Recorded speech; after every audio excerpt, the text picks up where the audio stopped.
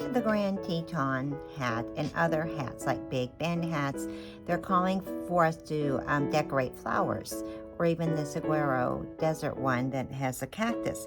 So today I'm going to talk a little bit about the two different types of knots that they're using.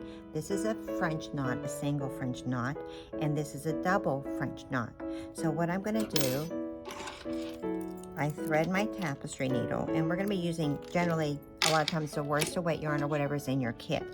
Now I have this strand, I thread my tapestry needle, I do a knot at the end, just a little knot.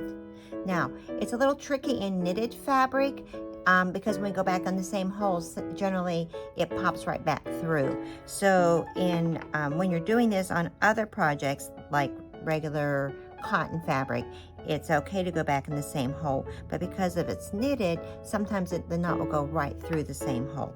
So what I'm going to do is I take my tapestry needle and I'm going to come up like that, and I'm just making sure I hold this knot right here so it doesn't go through. I'm going to wrap it one time, and I'm going to go back in. It says to go back through the same hole. I am not going to go back. I'm going to go directly beside it. And then I pinch this like that, and there is my French knot. It will go nowhere, okay? Let me show you again. I'm going to come up like this.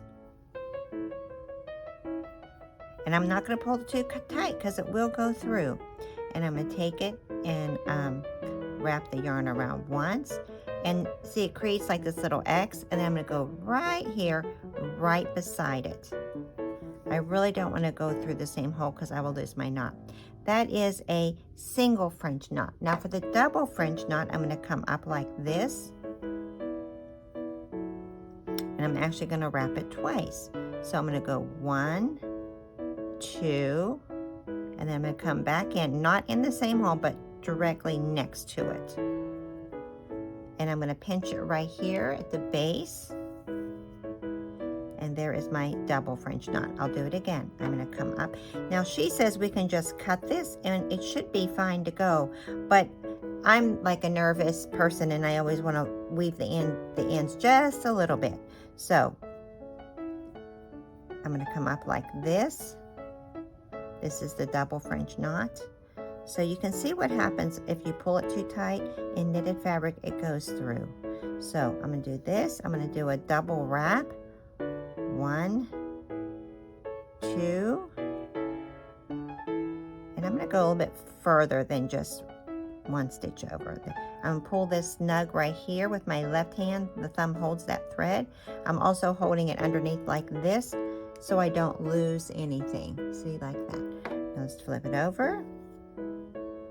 There, that's a pretty double French knot. We'll do it again. I'm going to come up. See, this is really, I used a big yarn too. I think a size 10 needle. This will be better on your hats, but I wanted you to see what I was doing. So we will do a double French knot. I'm going to go 1, 2. I'm going to come back in. See, it's wrapped around twice.